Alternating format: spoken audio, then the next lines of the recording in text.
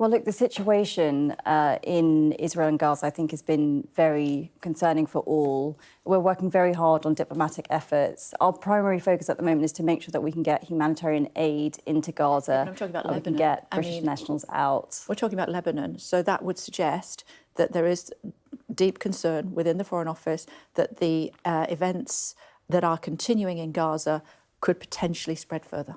Well, that's what exactly our diplomatic efforts have been focused on. You'll have seen in recent weeks that the Prime Minister, the Defence Secretary, the Foreign Secretary have all been in the region, and their concerns have been to make sure the conflict doesn't escalate and also that we can, as I said, make sure that we're getting the humanitarian aid into Gaza. So why are we bringing people out of Lebanon at the moment? Well, everything that we've done has been to try and protect British nationals and make sure that we are, as I say, de-escalating things in the region. I haven't seen this latest piece of news, but the work that has been done, as I said, by the Foreign Secretary, the Defence Secretary and the Prime Minister is working with everyone in the region to make sure that we can keep tensions in check and also that we can make sure we're getting humanitarian aid into Gaza. Potentially an alarming development, this, though. Well, I think the whole situation has been very concerning. I think everyone would agree. And it's really important that we do continue with that diplomatic work. OK. What is the update on British citizens in Gaza? So at this time, 100 British nationals have crossed over through the Rafah crossing. We do have, obviously, some tragic news that 14 British nationals have died.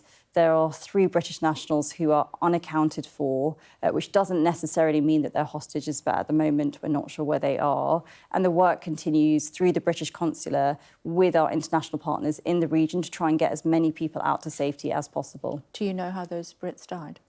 I don't have that information, I'm afraid. OK. How are you feeling about Pro-Palestine march on Armistice Day next Saturday?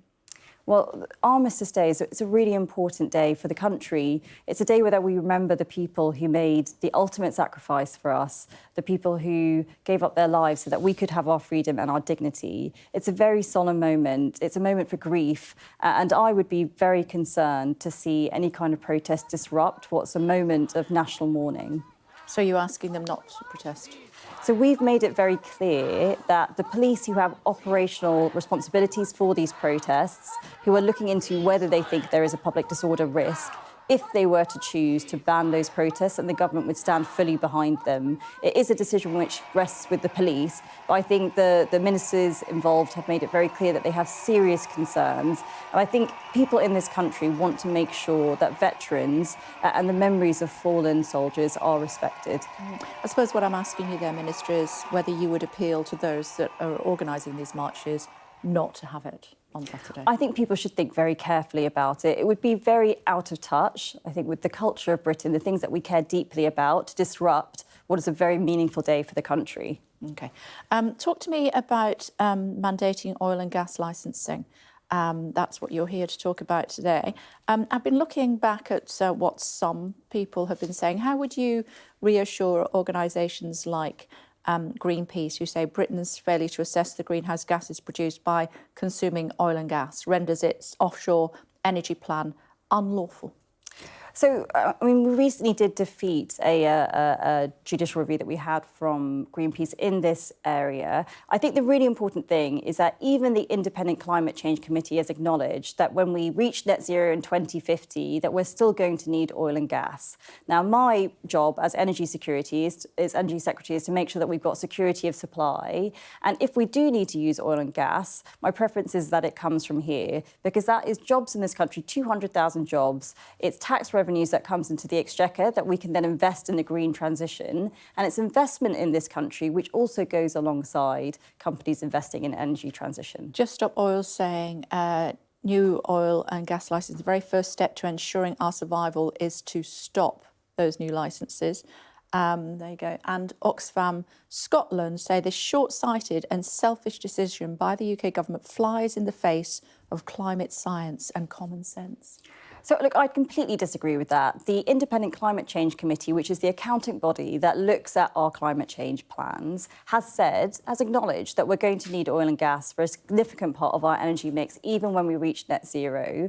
And I would remind those organisations that of all our peers, we have the most ambitious targets. We have cut emissions more than any other major economy, more than France, more than Germany, more than the US. And we continue continue to be very ambitious. But whilst we know that we'll need oil and gas in the future, I think it's quite right that oil and gas should come from here. Otherwise, you're relying on imports which might have higher emissions, which might come from foreign regimes which are more unstable, and which ultimately would mean jobs and manufacturing jobs which could be here would be sent abroad. Do you concur with the Home Secretary that living rough in a tent is a lifestyle choice?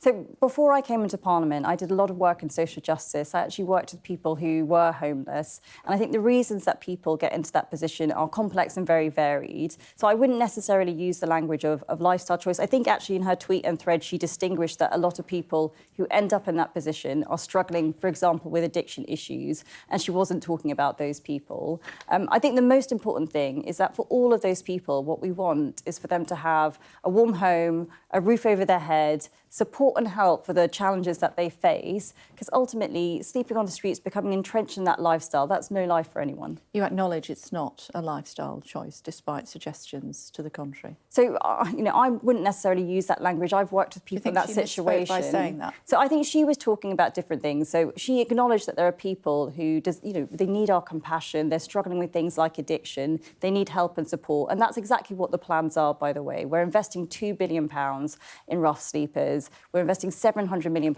in drug and addiction support, for example. But she also talked about people, I think, who are nuisance begging, who were working in organised groups. And I think it's right that we make sure that we're getting people off the streets into safe accommodation and also making sure that our neighbourhoods feel safe for people as well. Final thought before I let you go, Minister. Shocking allegations that you saw in the Mail on Sunday at the weekend about an alleged cover-up of serial rapes committed by an MP. The government's going to support an inquiry into that, I'm guessing. So at the moment, I know as much as you, these are anonymous allegations. They're very serious allegations. And all I can sort of tell you at this point is if there's someone who's been through that kind of allegation, I hope that they do go to the police so that it can be properly looked into. And should the government be launching an investigation?